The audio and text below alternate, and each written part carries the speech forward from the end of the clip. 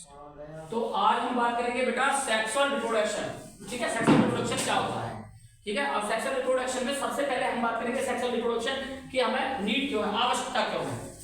और आपने देखा होगा किसी भी चीज को प्रकृति पे बनाए रखने के लिए उसकी ग्रोथ या उसका बढ़ना बहुत जरूरी होता है। जैसे हम बात करें कि प्लांट है, अगर प्लांट अगले प्लांट बनने बंद हो जाए या उगने बंद हो जाए तो एक दिन क्या होगा, पूरी प्लांटेशन डेड हो जाएगी, वो चीज क्या हो जाएगी, लुप्त हो जाएगी, समाप्त हो जाएगी। ऐसे ह्यूमन बीइंग्स है, अगर ह्यूमन बीइंग्स को जन्म ना हो, नए बच्चे पैदा ना हो तो एक समय क्या आएगा कि पूरी जो हमारी प्रजाति है वो क्या हो जाएगी, खत्म हो जाएगी, डिस्ट्रॉय हो जाएगी। जैसे आपने सुना होगा पहले डायनासोर का नाम सुना होगा ना, अब डायनासोर लुप्त हो गए। बीच में हाँ हूं तो बोल देते हो, सुना नाम डायनासोर का? हाँ, पूरी फिल्म देखिए, भागे भागे है पूरे डायनासोर ही हीरो है उसका। ठीक है ना, तो वो सारी चीजें लुप्त हो गई। ऐसी और भी बहुत सारी स्पीशीज है जो धीरे धीरे धीरे धीरे क्या होती जा रही है, लुप्त होती जा रही है, मतलब खत्म होती जा रही है, नष्ट होती जा रही है, पृथ्वी पर से उनकी नामोनिशान मिटता जा रहा है। तो ऐसा ना हो इसलिए क्या होता है, रिप्रोडक्शन बहुत जरूरी है। ठीक है, अब रिप्रोडक्शन में सबसे पहला हम पार्ट पढ़ाएंगे आपको two types of reproduction. Number 1 asexual reproduction और दूसरा होता है आपका सेक्सुअल रिप्रोडक्शन। एसेक्सुअल रिप्रोडक्शन अलैंगिक जनन और सेक्सुअल रिप्रोडक्शन लैंगिक जनन। तो सबसे पहले हम पढ़ेंगे आज सेक्सुअल रिप्रोडक्शन। सेक्सुअल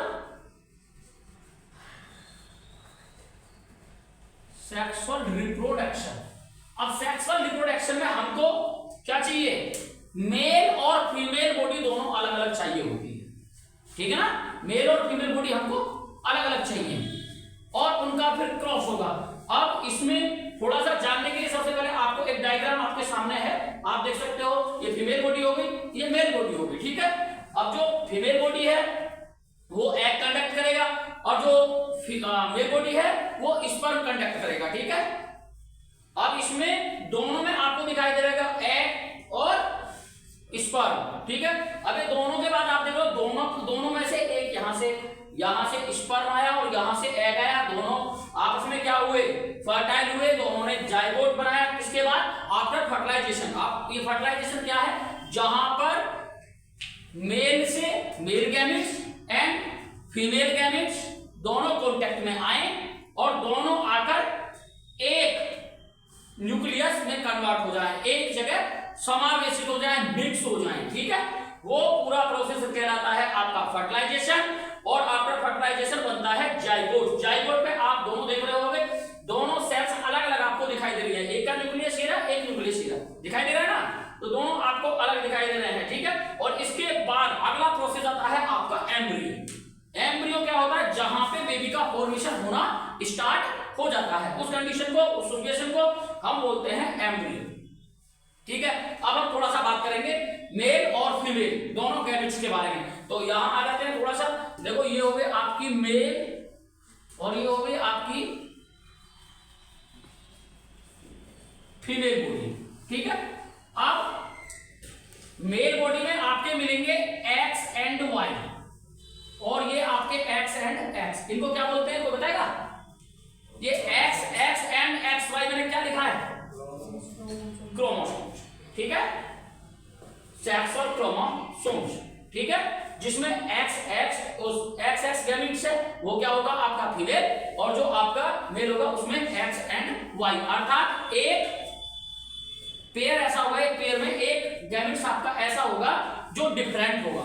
ठीक है, और इससे ही हमें पता लगता है कि ये क्या है, अलग है। सबसे अलग है तो ये क्या है, मेल को कंडक्ट करता है, अर्थात मेल को आइडेंटिफाई करता है। ठीक है, अब हम इसमें बात करें तो हमारे टोटल जो होते हैं, टोटल पेयर ऑफ क्रोमोसोम्स की बात करें तो 23 पेयर होते हैं। कितने होते हैं, 23 pair, but 22 pair are same, जब मेल बॉडी है और जब फीमेल बॉडी है। 22 पेयर क्या होगा, अर्थात 44 क्रोमोसोम्स जो होंगे वो क्या होंगे, सेम, इनको बोलते हैं ऑटोसोम्स। क्या बोलते हैं, ऑटोसोम्स। क्या बोलते हैं, ऑटोसोम्स। ठीक है, और ये लास्ट वाला जो 1 पेयर होता है, ठीक है, ये कहला जाता है हमारा सेक्सुअल क्रोमोसोम्स। ठीक है, इसमें क्या है, जो ये मेल में होगा, मेल में सॉरी एक्स वाई और फीमेल में क्या होगा एक्स एक्स। अब हम इसको थोड़ा सा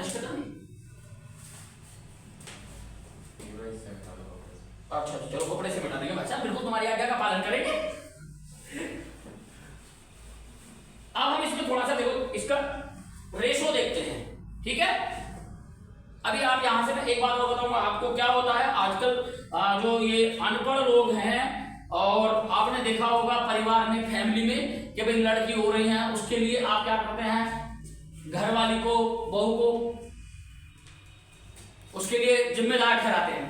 तो इसके लिए लड़की जिम्मेदार नहीं है कि उसकी लड़की हो रही है, ये अनपढ़ों की बात है, अनएजुकेटेड लोगों की बात है, क्योंकि जो पढ़े लिखे हैं वो जानते हैं, ठीक है ना, क्योंकि ये तो भैया नेचुरल प्रोसीजर है, ठीक है। अब इसमें आप देखो ये तो 50-50 का रेशो है। अब चलो, अब ये माना हमने, ये हो गया आपका मेल एक्स एंड वाई, और ये हो गया आपका फीमेल एक्स एंड एक्स, ये आपके दो गैमेट्स हैं, ठीक है। पहले हम इस एक्स की इस एक्स के साथ क्रॉस कराते हैं, तो एक्स एक्स, तो ये बन गया आपका, जहां पर एक्स एक्स से कनेक्टेड होगा, अर्थात फीमेल का और मेल का दोनों X gametes are combined to each other, तो वहां पर जो जाइगोट बनेगा उसके उपरांत जो फॉर्मेशन होगा, जो बेबी का फॉर्मेशन होगा, वो बनेगी गर्ल्स, लड़की, ठीक है। अब फिर इस एक्स का इस दूसरे वाले एक्स से कराते हैं, तो रेशो तो वही आया एक्स एंड एक्स, तो यहां पर भी क्या बनेगी, गर्ल्स बनेगी, ठीक है। अब दूसरा, अब हम इस y का क्रॉस इस वाले x से कराते हैं, तो ये बना एक्स वाई, ये क्या बन गया, बॉयज, और फिर इसके साथ कराते हैं तो ये भी बॉय। तो हम देख रहे हैं क्या बनता है, 50-50 का रेशो आता है ना, इसमें कितने का रेशो आ रहा है, 50% लड़कियां और 50% लड़के, दोनों का रेशो बराबर आ रहा है ना। तो इसमें कौन रेस्पॉन्सिबल है भाई, इसके लिए कौन रेस्पॉन्सिबल है, इसके लिए रेस्पॉन्सिबल है हमारे X and Y, human beings, अर्थात पूरी तरीके से हम ये कह सकते हैं कि जो गैमेट्स ह्यूमन बीइंग्स के हैं वो पूरी तरीके से, पूर्ण रूप से, कंप्लीटली वो रेस्पॉन्सिबल है कि आगे जनरेशन में बेबी में लड़का होता है या लड़की होती है, उसके लिए रेस्पॉन्सिबल क्या है, केवल मेल बॉडी है, क्योंकि मेल बॉडी के जो गैमेट्स हैं वो ट्रांसफर हो रहे हैं, वही ट्रांसफर होकर जा रहे हैं, वही इंजेक्ट हो रहे हैं अदर बॉडी में, फीमेल बॉडी में। यहां पर आप देख रहे हो फीमेल बॉडी का कोई भी गैमेट्स मेल बॉडी में के लिए ट्रांसफर नहीं हो रहा है, ठीक है ना।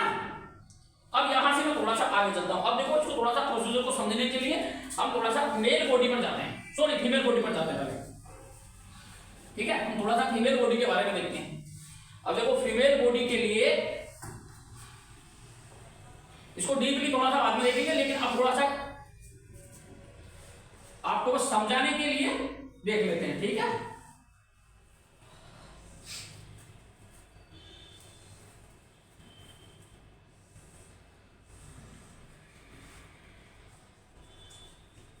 यहां पे ये क्या है, एक्स पोर्शन है, क्या है, ओविडक्ट बोलते हैं इसको, क्या बोलते हैं, ओविडक्ट, ठीक है। ये क्या है, ओविडक्ट, ठीक है।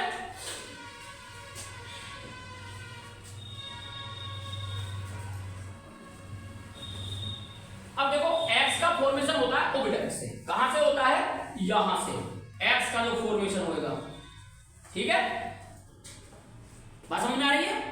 और ये वाली जो ट्यूब है ये आपकी कहलाती है फ्लोपन ट्यूब, क्या कहलाती है, फ्लोपन ट्यूब, ठीक है, जिसमें ट्रेवल होता है। अब ये है फीमेल बॉडी का फीमेल रिप्रोडक्टिव पार्ट, ठीक है, और ये आउटर पार्ट। अब यहां से ये इनर पार्ट शुरू हुआ, अब स्पर्म है यहां से अंदर इंटर हुआ, तो अब मेल के, अब देख रहे हैं स्पर्म इंटर हो गए ना, तो उसके साथ एक्स एंड वाई जो भी है वो इसके साथ ट्रेवल कर रहा है ना, ये तो कहीं ट्रेवल नहीं कर रहे ना, कौन गया है ट्रेवल करके, मेल बॉडी से, ठीक है, मेल बॉडी के गैमेट्स ने ट्रेवल किया है इसके अंदर, फीमेल बॉडी के अंदर, दैट क्लियर।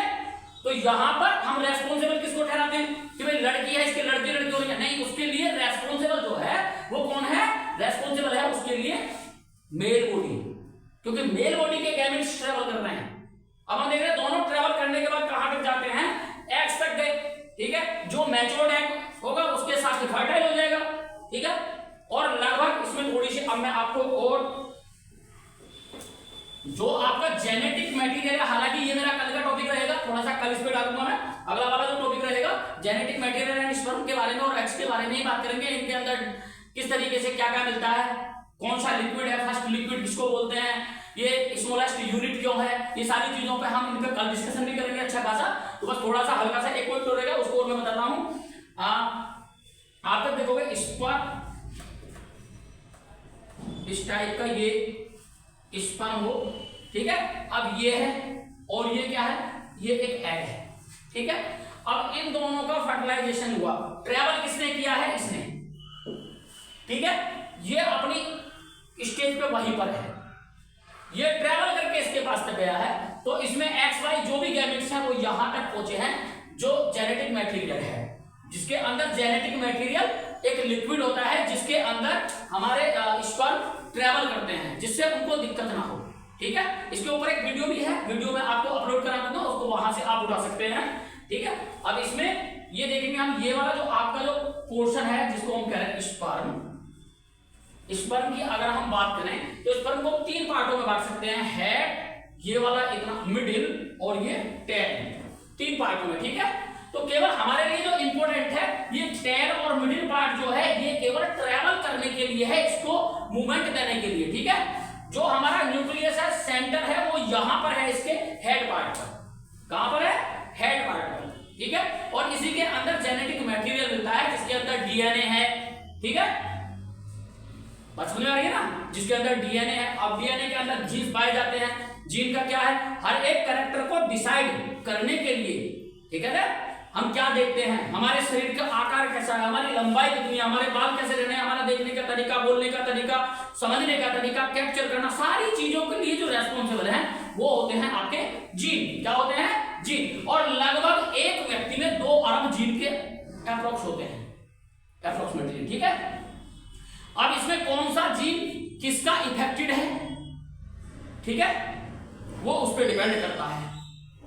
और ये सारे के सारे कहां से मिलते हैं, आपके पेरेंट सेल्स से। कहां से मिलते हैं, पेरेंट सेल्स। और पेरेंट सेल्स क्या है, आपके एग एंड स्पर्म, ठीक है, यहां से आपको मिलते हैं। और जाइगोट बनने के बाद ये सारा कल का जो प्रोसीजर रहेगा हम थोड़ा सा बात करेंगे, तो डीएनए पे बात करेंगे। डीएनए डबल हेलिकल होता है, क्यों होता है, कैसे होता है, उसके अंदर ये सारी चीजें कहां से बनती हैं, कैसे आती है, और जेनेटिक मटेरियल क्या है। और हाँ, एक छोटी सी बात और बता दूं, लगभग 1 ml जो आपका जेनेटिक मटेरियल है, जेनेटिक लिक्विड है, ठीक है, इसके अंदर अगर स्पर्म की क्वांटिटी की हम बात करें तो मिलियनों में होती है, 80 मिलियन तक, ठीक है।